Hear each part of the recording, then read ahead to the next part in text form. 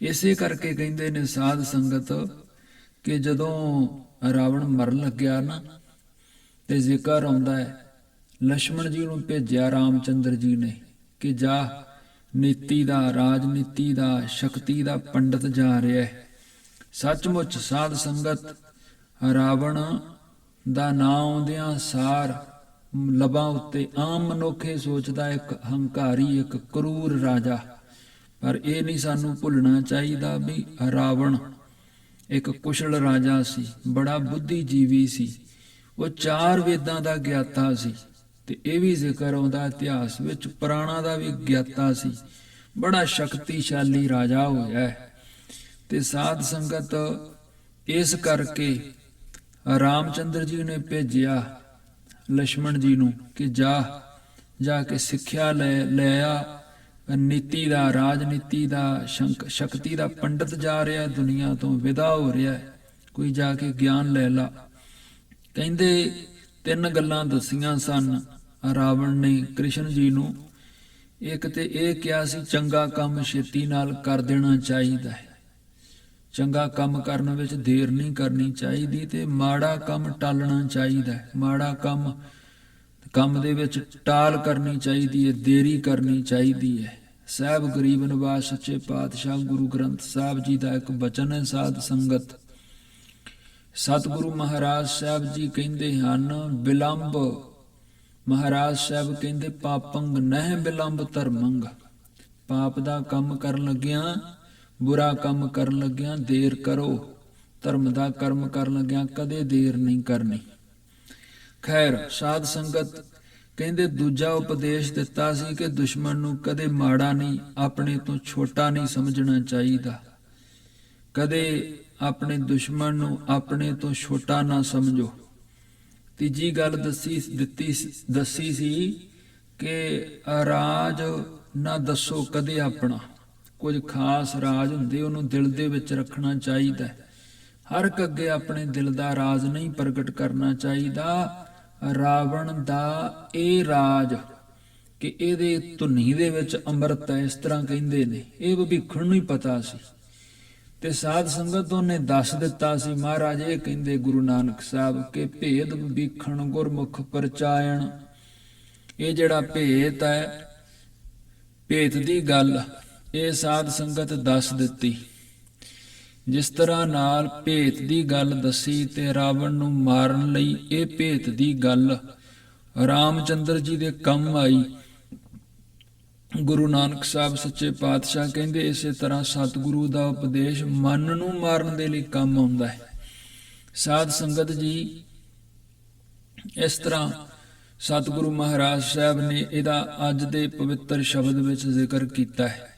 ਥੋੜਾ ਜਿਹਾ ਹੋਰ ਵਿਸਥਾਰ ਕਰਨ ਦੀ ਕੋਸ਼ਿਸ਼ ਕਰਦਾ। ਇਹ ਜਿਹੜਾ ਭਵਿੱਖਣ ਸੀ ਨਾ ਸਾਧ ਸੰਗਤ, ਇਹ ਛੋਟਾ ਭਰਾ ਸੀ ਰਾਵਣ ਦਾ।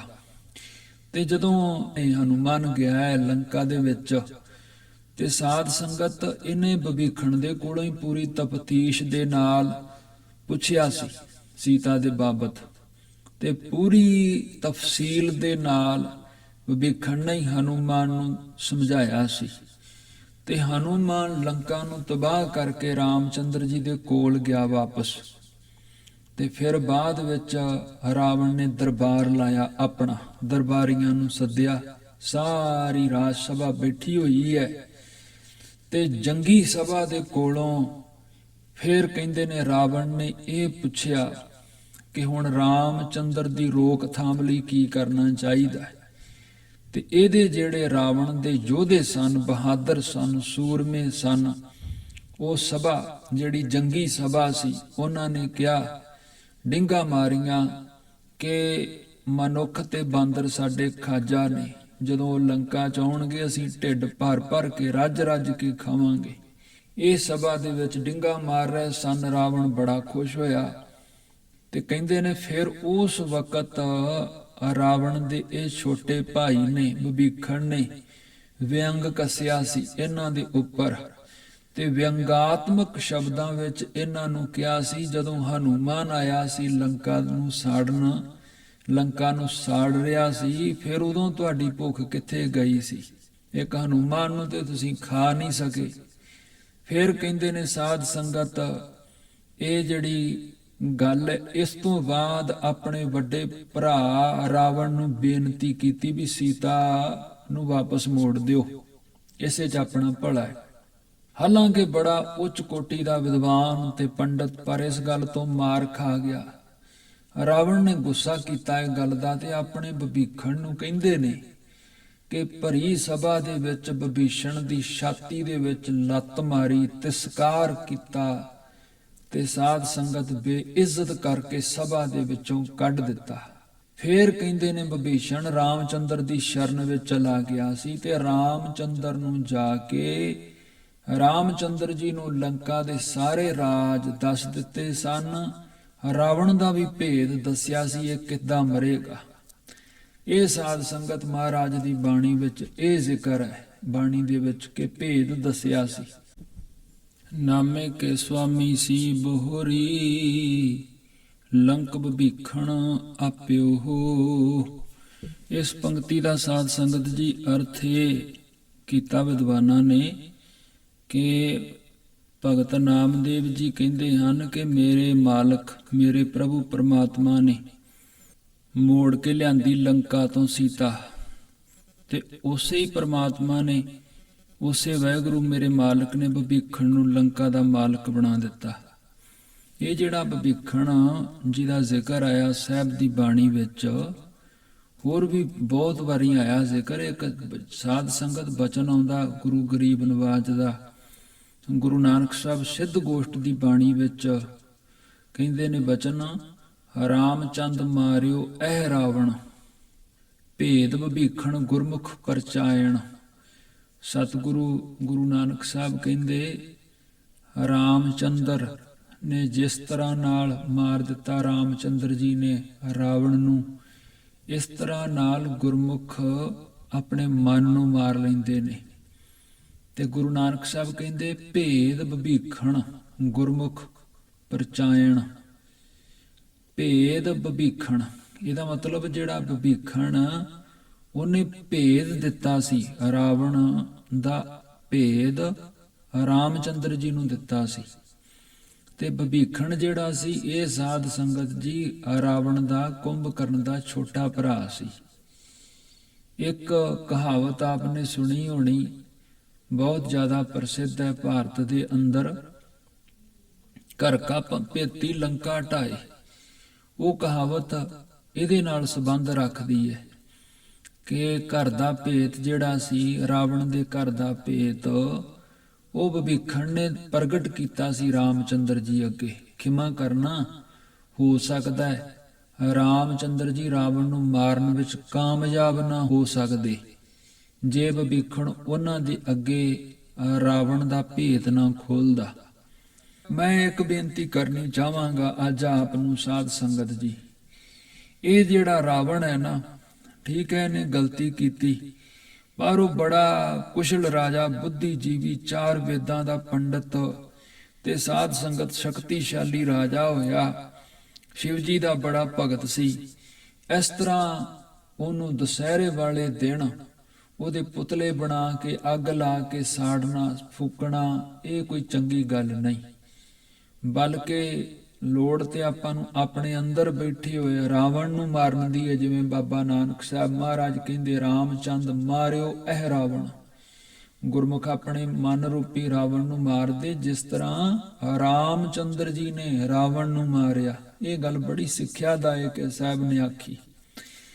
ਕਈ ਥਾਵਾਂ ਤੇ ਨਹੀਂ ਮਾਰਿਆ ਜਾਂਦਾ, ਬਕਾਇਦਾ ਉਹਦੀ ਪੂਜਾ ਹੁੰਦੀ ਹੈ।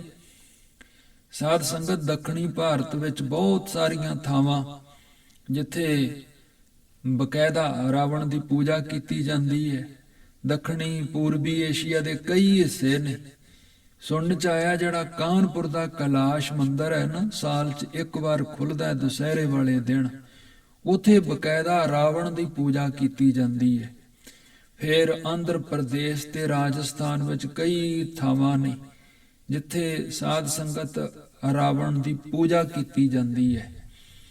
ਖੈਰ ਸਾਧ ਸੰਗਤ, ਸੱਚੇ ਪਾਤਸ਼ਾਹ ਮਹਾਰਾਜ ਗਰੀਬ ਨਵਾਜ ਦਾ ਇਤਿਹਾਸ ਜਦੋਂ ਵੇਖੀਏ ਤੇ ਇਹ ਗੱਲ ਬਹੁਤ ਸਿੱਖਿਆਦਾਇਕ ਹੈ ਕਿ ਜਿਹੜਾ ਸਾਧ ਸੰਗਤ ਖੂਨ ਦਾ ਰਿਸ਼ਤਾ ਹੈ ਨਾ, ਉਹ ਬਹੁਤੀ ਅਹਿਮੀਅਤ ਨਹੀਂ ਰੱਖਦਾ। ਖਿਮਾ ਕਰਨਾ, ਗੱਲ ਥੋੜੀ ਜੀ ਸਮਝਣ ਵਾਲੀ ਹੈ।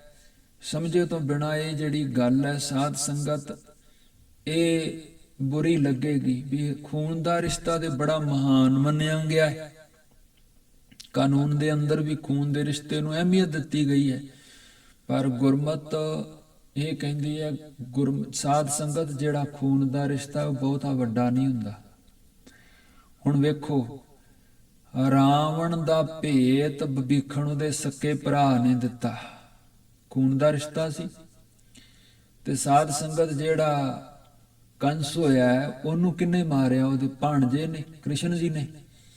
ਫਿਰ ਸਾਧ ਸੰਗਤ ਦੂਰ ਕੀ ਜਾਣਾ, ਗੁਰੂ ਘਰ ਦੇ ਵਿੱਚ ਧੰਨ ਗੁਰੂ ਰਾਮਦਾਸ ਸੱਚੇ ਪਾਤਸ਼ਾਹ ਜੀ ਦਾ ਵਿਰੋਧ ਕਰਦਾ ਸੀ ਬਾਬਾ ਪ੍ਰਿਥੀ ਚੰਦ, ਗੁਰੂ ਰਾਮਦਾਸ ਮਹਾਰਾਜ ਜੀ ਦਾ ਵੱਡਾ ਸੁਪੁੱਤਰ।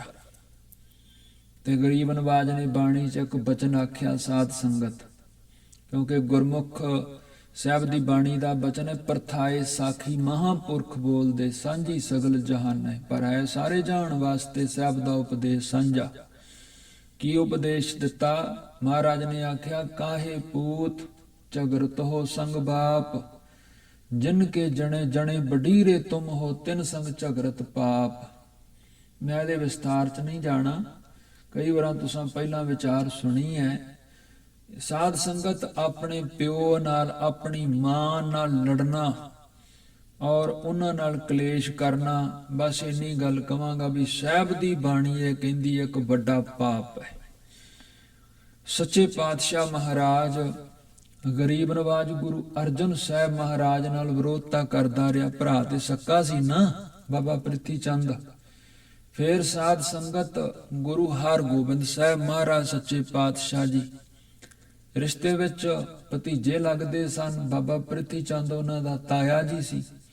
ਤੇ 4 ਜਾਨ ਲੇਵਾ ਹਮਲੇ, ਮੂਲ ਰੂਪ ਵਿੱਚ ਜਿਹੜੇ ਵੱਡੇ ਹਮਲੇ ਕਰਾਏ ਨਾ ਜਾਨੋਂ ਮਾਰਨ ਵਾਸਤੇ ਧੰਨ ਗੁਰੂ ਹਰਗੋਬਿੰਦ ਸਾਹਿਬ ਮਹਾਰਾਜ ਨੂੰ ਬਾਬਾ ਪ੍ਰਿਥੀ ਚੰਦ ਨੇ, ਉਹ 4 ਜਾਨਲੇਵਾ ਹਮਲੇ ਕਰਾਏ ਸਾਧ ਸੰਗਤ।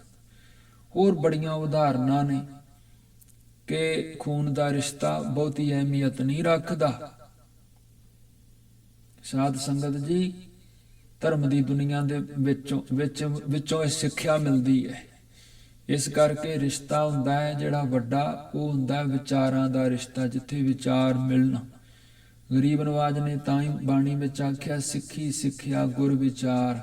ਗੁਰੂ ਦੇ ਸਿੱਖ ਨੇ ਗੁਰੂ ਦੀ ਸਿੱਖਿਆ ਨੂੰ ਧਾਰਨ ਕਰਨਾ ਹੈ ਔਰ ਉਹਨੂੰ ਆਪਣੀ ਜ਼ਿੰਦਗੀ ਵਿੱਚ ਅਮਲੀ ਜਾਮਾ ਪਹਿਨਾਉਣਾ ਹੈ, ਤਾਂ ਕਿ ਗਰੀਬ ਨਵਾਜ ਸੱਚੇ ਪਾਤਸ਼ਾਹ ਦੀ ਸਿੱਖਿਆ ਨੂੰ ਧਾਰਨ ਕਰਕੇ ਸਿੱਖ ਪੂਰਨ ਲਾਭ ਉਠਾ ਸਕੇ ਤੇ ਗਰੀਬ ਨਵਾਜ ਦੀਆਂ ਖੁਸ਼ੀਆਂ ਲੈ ਸਕੇ।